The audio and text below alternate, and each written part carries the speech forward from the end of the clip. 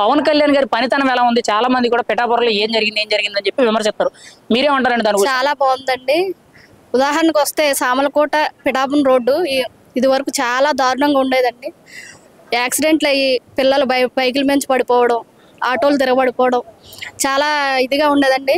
ఇప్పుడు దాన్ని చాలా బాగా హైవే రోడ్డు కింద వేశారండి. అది చాలా మందికి తెలియదు. పనులు ఎలా జరుగుతున్నాయో ఏంటో ఎవరికి తెలియదు. లోకల్లో ఉంటాం కాబట్టి మాకు తెలుస్తుందండి. చాలా బాగుందండి. పిఠాపురం నియోజకవర్గంలో ఇంకా అభివృద్ధి ఏం జరుగుతుందండి? ఇక్కడ పూర్వం నుంచి 75 సంవత్సరాల నుంచి పశువుల సంత ఉందండి. దాని అభివృద్ధికి రీసెంట్గా 1,75,00,000 శాంక్షన్ చేశారండి. దాని అభివృద్ధికి త్వరలో అది కూడా పనులు వేగవంతం చేస్తారండి. రోడ్లు, డ్రైనేజీలు, పల్లెటూర్లు, వాటర్, మంచినీళ్ళు సౌకర్యం అన్నీ త్వరలోనే అన్నీ సవ్యంగా చేస్తానని శాంక్షన్ చేశారండి. అవి కూడా త్వరలోనే అన్నీ ప్రారంభం అవుతాయండి. అంటే గతంతో పోల్చుకుంటూ ఇప్పుడు పరిపాలన బాగుందా? చాలా బాగుందండి. గతంతో పోల్చుకుంటే చాలా బాగుందండి. పల్లెటూరులో ఎక్కడ రోడ్లు అనేవి ఉండేవి కాదు. అన్ని సీసీ రోడ్లు, అన్ని చోట్ల సీసీ రోడ్లు, పిల్లలకి ఇబ్బంది లేకుండా ఎక్కడ చాలా బాగా ఇచ్చేసారండి. మొన్న కూడా పిల్లలు ఒక ఊర్లో రోడ్డు వేస్తే వాళ్ళకి నడవడానికి కూడా ఉండేది కాదంట. ఆ పిల్లలందరూ కూడా రోడ్డు మీద నుంచుని ఆయనకి ధన్యవాదాలు తెలుపుకున్నారు. ఇలాంటివి ఒక చోటే కాదు, చాలా చోట్ల అలాగే రోడ్లన్నీ వేస్తారండి. చాలా. మరి పవన్ కళ్యాణ్ గారు ఏం పని చేస్తలేదు, పదవి ఎక్కారు, ఖాళీగా ఉంటున్నారని చెప్పి వైఎస్ఆర్సీపీ వాళ్ళు, ఈ జగన్మోహన్ రెడ్డి గారు వీళ్ళందరూ విమర్శిస్తున్నారండి. ఖచ్చితంగా పవన్ కళ్యాణ్ గారికి మీరు వేసిన ఓటు అనేది బాగా పనిచేస్తుందంటారా? సద్వినియోగం అవుతుందండి ఖచ్చితంగా. ఎందుకంటే పార్టీలో ఉన్నామని కాదండి, మేము మామూలుగానే చూసామండి పరిపాలన. ముందు రాజానగరం రోడ్డు అటువైపే వెళ్ళేవాళ్ళం. చాలా మా పిల్లలు కాలేజీకి అది వెళ్తారండి ఆదిత్యకి. ఆ రోడ్డు చాలా ప్రమాదంగా ఉండేది. ఇప్పుడు రోడ్డు పనులన్నీ కూడా చాలా సర్వేగంగా జరుగుతున్నాయండి.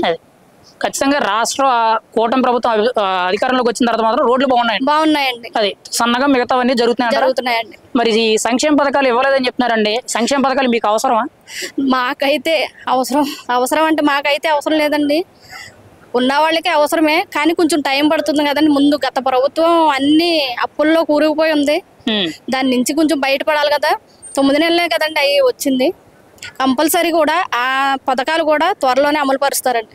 అది ఖచ్చితంగా బాగా చేస్తారంట. ఖచ్చితంగా చేస్తారండి. ఇప్పుడు నేను ఒక మాట అడుగుతున్నాను ఓపెన్ గా, పవన్ కళ్యాణ్ గారికి మీరు ఓటేశారు కదా? అవునండి. అసలు ఏ నమ్మకం మీద ఆయనకి ఓటేశారండి? మీకు ఓటేయాల్సినంత అవసరం ఏమొచ్చిందండి మీకు? ముందు పరిపాలన చూసున్నాము కదండి. ముందు పరిపాలన చూసున్నాము. చాలా మధ్యతరగతి వాళ్ళు చాలా ఇబ్బందులు పడ్డామండి. చాలా చాలా దీనమైన పరిస్థితికి వెళ్ళిపోయింది రాష్ట్రం. ఈయన వస్తే చాలా బాగుంటుంది, పిల్లల భవిష్యత్తు కూడా బాగుంటుందని మేము ఆయనకి ఓటేసాం. ఖచ్చితంగా మీ ఓటు అయితే బాగా పనిచేస్తాను. మరి పిఠాపురానికి పవన్ కళ్యాణ్ గారు ఇంకా సొంత బిడ్డలాగా అయిపోయారు, ఆయన అడ్డా అయిపోయింది అంటారు. మరి రాబోయే రోజుల్లో పిఠాపురం నియోజకవర్గం ఎలా ఉండబోతుంది అంటారు? దాన్ని మనం మాటల్లో చెప్పలేమండి. చాలా బాగుంటుంది. ఏ రోజు పిఠాపురం ప్రజలు అదృష్టం చేసుకున్నారు. అందుకనే పవన్ కళ్యాణ్ గారు ఇక్కడ నుంచి గెలిపించుకున్నారు వాళ్ళందరూ. ఆయన ఖచ్చితంగా రుణాన్ని తీర్చుకుంటారు. ఖచ్చితంగా రుణం తీర్చుకుంటారండి, అందులో ఎట్టి పరిస్థితి లేదు.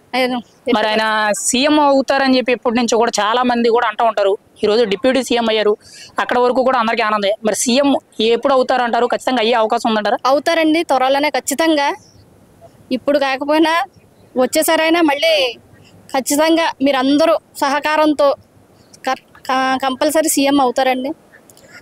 ఒక సీఎం ఏంటండి, పిఎం అయ్యే ఇది కూడా ఉందండి ఆయనకి ఖచ్చితంగా.